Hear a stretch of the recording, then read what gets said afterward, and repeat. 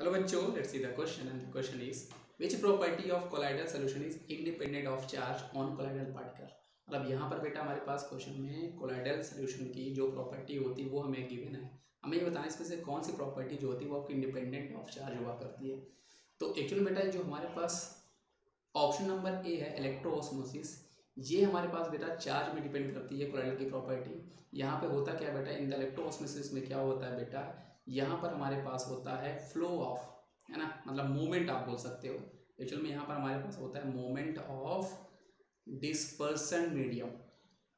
Dispersion medium मतलब जो हमारे पास डिस्पर्सन मीडियम होते हैं उनमें जो चार्ज होता है, और जब हम इलेक्ट्रिक करंट अप्लाई करते हैं तो वो क्या होते हैं बेटा, वो आपके पास टुवर्ड्स कैथोड या टुवर्ड्स एनोड मूव कर रहे होते हैं, तो वो हमारा कहलाता है इलेक्ट्रोऑस्मोसिस।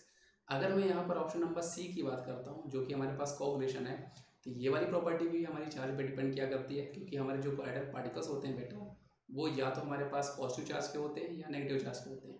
जब हम उस पर इलेक्ट्रोलाइट ऐड किया करते हैं तो उनका जो चार्ज होता है पार्टिकल्स में वो न्यूट्रलाइज होता है, जिसके कारण वो क्या होते हैं, सेटल डाउन हो जाया करते हैं और आपका कोलाइडल सोल्यूशन जो होता है वो आपका खत्म हो जाया करता है। ऐसे हमारे पास ऑप्शन नंबर जो डी है बेटा इलेक्ट्रोफोरेसिस, यहाँ पर जो मूवमेंट होता है वो डिस्पर्स फेज का होता है, जो आपके कोलाइडल पार्टिकल्स होते हैं उनका यहाँ पर मूवमेंट हुआ करता है।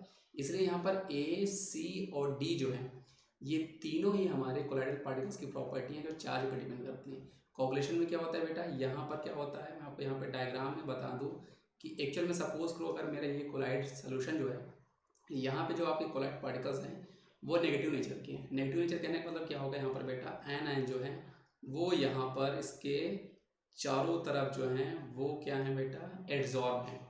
अब एक्चुअल में होगा यहाँ पर जब नेगेटिव चार्ज के कोलाइड पार्टिकल्स होंगे तो ये आपस में लगा होंगे रिपल्शन फोर्स, जिसके कारण ये क्या होंगे, पूरे डिस्पर्स मीडियम में घूम रहे होंगे, जिसके कारण ये आपका कोलाइडल सोल्यूशन बना रहा होगा। जैसे यहाँ पर आप इलेक्ट्रोलाइट यहाँ पर ऐड करोगे बेटा तो ये आपके न्यूट्रल हो जाएंगे, इनका चार्ज इस पे है, जो एनायन जो है यहाँ पर इसके चारों तरफ जो एड्जॉर्ब है वो आपके न्यूट्रल हो जाएंगे और ये आपका सेटल डाउन हो जाएगा, तो आपका कोलाइडल सोल्यूशन यहाँ पे खत्म हो जाएगा। तो ये प्रॉपर्टी भी चार्ज पे डिपेंड करती है।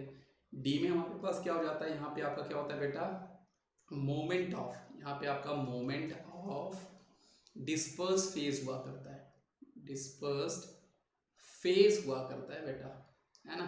अगर मैं आपको इलेक्ट्रोऑस्मोसिस और इलेक्ट्रोफोरेसिस का डायग्राम बनाऊँ तो चलो मैं यहाँ पर हमारे पास कुछ यू इन्वर्टेड तरह की हम लोग यहाँ पे ट्यूब लेते हैं और यहाँ पर हम लोग क्या करते हैं बेटा, कोलाइडल सोल्यूशन जो होता है उसको हम लोग यहाँ पर फिल कर देते हैं और ये जो आपके पास है बेटा यहाँ पर हम लोग इलेक्ट्रोड अटैच कर देते हैं, है ना। ये आपके यहाँ पे इलेक्ट्रोड होते हैं। अब यहाँ पर बेटा हम लोग चार्ज सप्लाई करते हैं, एनोड पे पॉजिटिव चार्ज, कैथोड पे नेगेटिव चार्ज।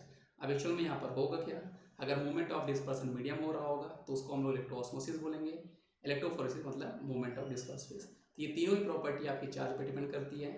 लेकिन जो ऑप्शन नंबर डी जो है बेटा टिंडल इफेक्ट, ये हमारा चार्ज पे डिपेंड नहीं करता, ये साइज ऑफ पार्टिकल पे डिपेंड कर रहा होता है, जिसके कारण जो लाइट होती है उसको स्कैटर्ड कर रहा होता है।